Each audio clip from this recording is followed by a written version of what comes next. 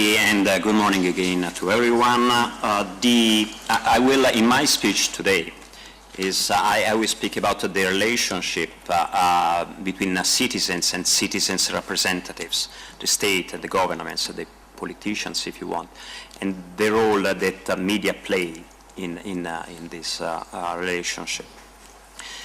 Speaking generally, I think that it can be observed that there is disaffection from citizens towards the political system. There is diminished trust. It was emerging also from some of the intervention of this morning. And I think that the institution of democracy seems in a state of crisis. It is not endemic. It doesn't apply to all politicians, to all political countries, to political parties. It doesn't apply to all countries. It seems that it doesn't apply to the Spanish representatives in this period of time, but it applies enough to have chosen for me to address this subject in my keynote speech. Now, the citizens first that are on the bottom of this slide.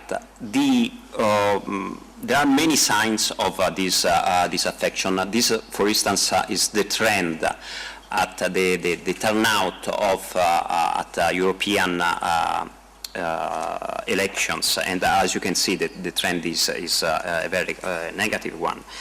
My first point today is that one of the reasons for this disaffection is that the political system does not always serve the public interest. And I define here the public interest as a sort of general welfare. Now, the media play a fundamental role in this relationship for the worst and for the best. Again, it emerges today, media policy as it applies to both governance and the media industry has a very important impact on the function of democracy. We have also heard this morning that the role of the new media is fundamental, and that it enables a more active engagement by citizens. In this respect, I think that we should consider, again speaking generally, that the internet and the new media should be considered instruments for the promotion of peace, which is a big word, or for a general welfare. And I think that it could be a propitious moment to influence change in the evolution of our democracies. In this, think that the civil society role is fundamental, and I hope that civil society, I belong to EAVI, which is a no-profit organization, will be given a chance to influence this change, so that public interest will truly become a priority of the state. However, we are very far from this utopia, the utopia of complete press freedom and full accountability of political leaders. And incredibly, even in a world, the Western world, if you want, where we rank democracy and free of information very high, censorship and manipulation of information still take place all around the world. I will make a couple of examples. Here is what happens if you go to the Google in China and you look for the term of Tiananmen. These are the results that you get. This is not simply omission of that famous confrontation that took place in almost 20 years ago. These are the results, obviously, that you get if you look for the term Tiananmen in Europe. There is, in Europe, we say that we benefit from a free press, but this is an example of an interview that was given by the Italian Prime Minister to CNN. And the same interview was then rebroadcast to RAI, the Italian public service broadcaster, and this is what happened. It's a big logo of his political party, it appeared by magic, and a banner on the bottom of the screen was providing a false summation of the content of his interview. Again, because it was mentioned this morning, this is a public service broadcaster that did it. But as we said, the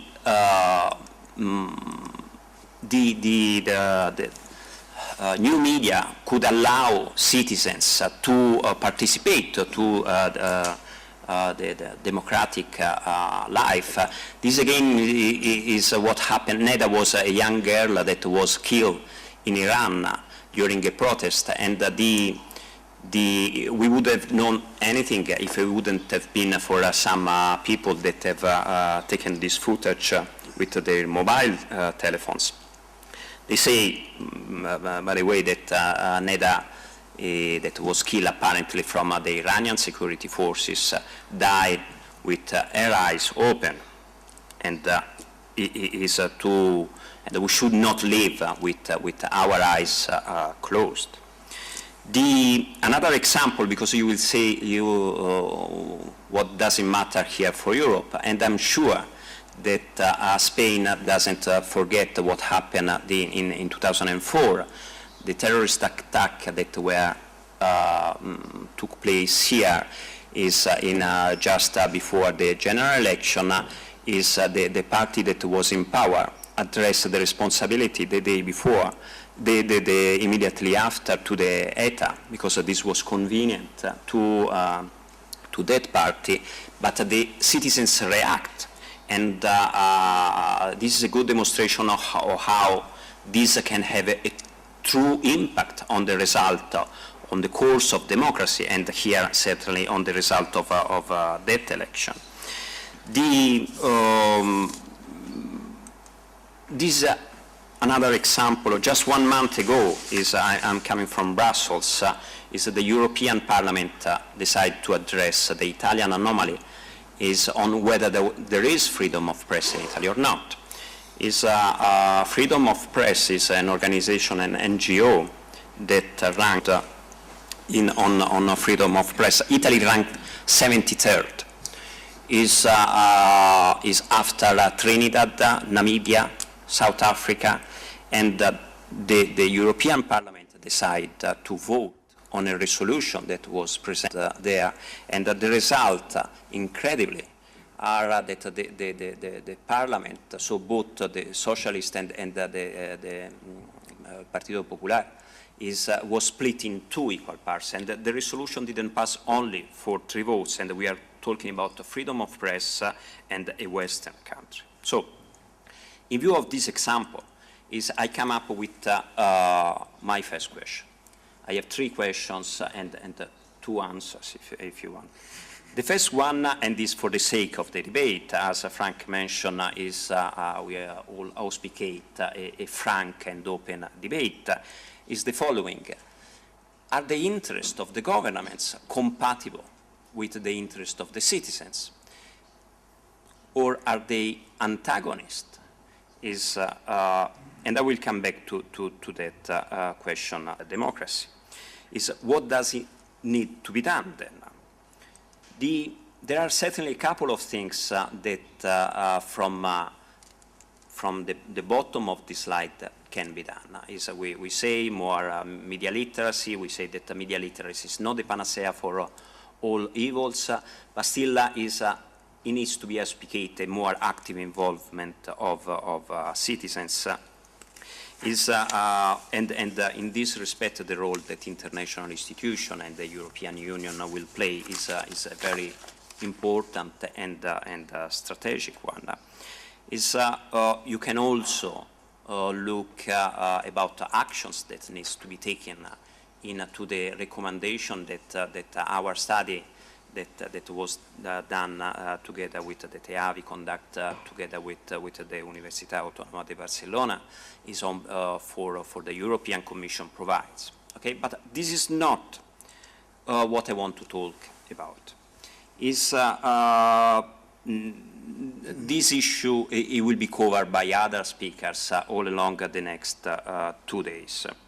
What I want to talk about is the role of, and the responsibilities, if you want, that the political representatives have in this relationship. And again, I start from a simple observation. Even if the politicians are in a good faith, their life is not an easy one this day.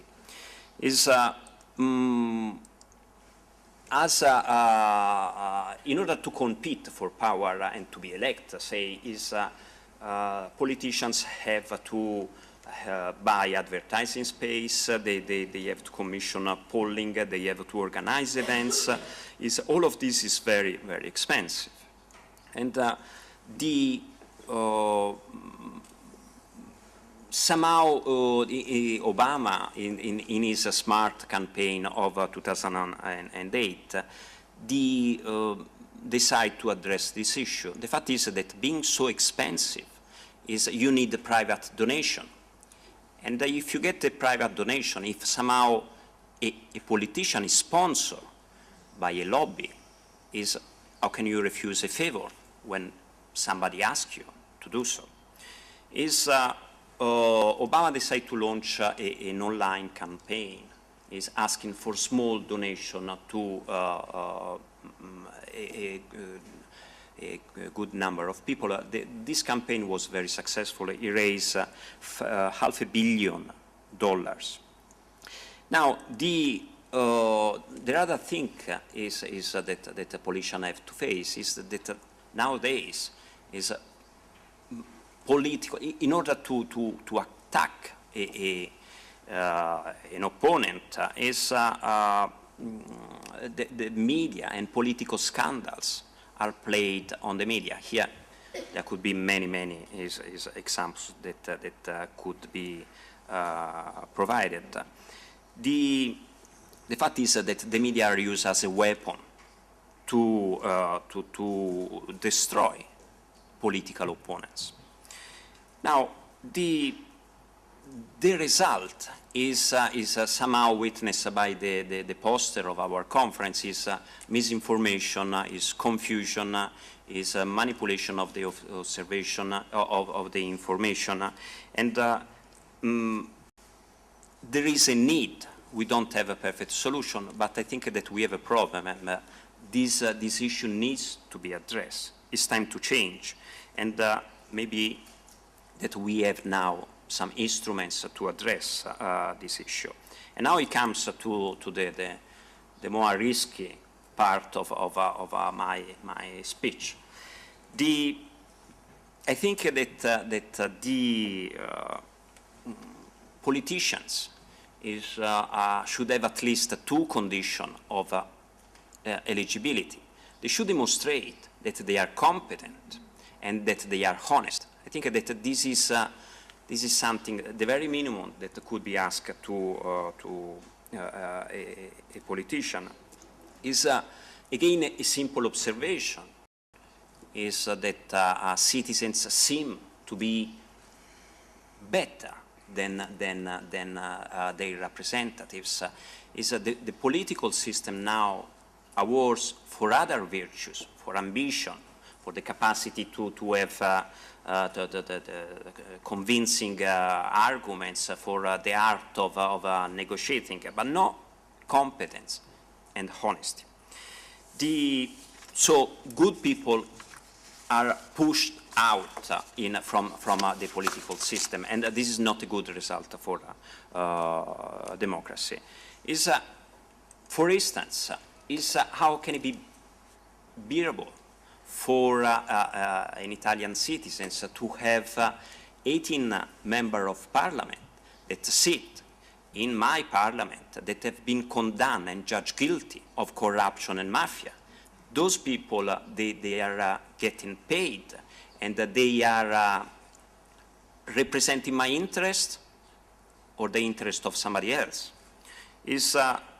I think and I come back somehow to the first question that I was asking, that some governments and some politicians, if you want, I don't want to be too demagogic, but they don't act for the public good. They act to perpetuate their own power. And these translate into an abuse of power, because they didn't receive any mandate from their voters to carry out those actions. Activate hopes we need to have this a contagious ambition that common sense and enthusiasm of individuals who support these values eventually will prevail. We can contribute to change and reach ambitious objectives, and I tell you one of them is at the end last year, when we had, thanks to Marco Ricceri as well, the conference at the Italian Parliament, we launched an initiative, and the initiative was to collect signatures for introducing media education in Italian school. And that we did it with IART, that is one of the members of EAVI, and is a viewers organization. And that campaign was extremely successful. We have collected almost 50,000 signatures of citizens, and not signatures online, mainly outside of school gates. And we foreseen a new initiative that is the possibility to collect 1 million signatures all around Europe, which would force the European Commission, the European Union, to take an initiative in the field that are of interest to the citizens. It is on this basis that I am pleased to announce already that EAVI will launch the 1 million signature campaign, and therefore we will collect and will ask the collection of 1 million signatures citizens in occasion of the last EAVI conference that will probably take place in Barcelona in 1 year time. This is a serious business, and we will need the help of all those and you that can help us in this to reach this objective. And the guiding principle would be that public benefit above private gains should inform this initiative. And why not? Introducing a license for being eligible, a condition to be eligible. At the funeral of Robert Kennedy's brother, Ted, say that there are people that see how things they are not happy and ask why they are that way. And there are other people that see how things should be, and they ask why not? Why not? Why not there should be a shift in the paradigm, as Jose Manuel suggests this morning? Why there should not be a renaissance of values? Why cannot we abandon this simplistic view of the world? This is a world that was built, institutions and procedure, is obsolete. It's time to change in this relationship between citizenship, their values, and the representative of citizens. Why not having citizens that are considered citizens from the media, not as simple consumers? As again it was mentioned this morning, why cannot we globalize knowledge? And why not Spain can play a role is using the European Union presidency to guide the EU down this path to a more democratic route, and which pursue public interest. Why not? We are not afraid of the answer. Who is afraid is lose and ask it to the athletes. But in concrete terms, Spain could approve a new law in the audiovisual field that could promote media literacy, for instance. Europe did it already in the sense that gave a strategic importance to media literacy. We will launch this initiative in Barcelona, and we want to engage municipalities from all over Europe. I think, and I conclude, that we should make an effort to see how the situation will be in 20, in 30 years' time, to hear the voices of our children, hopefully to feel their gratitude for what we are doing now. And then looking backwards, today will appear as the stone age of communication and democracy. I conclude with one last question that is, three of them are my children, and for this I don't have an answer. They ask me, Papa, why does it take so long for you to take what you have to say? Thank you.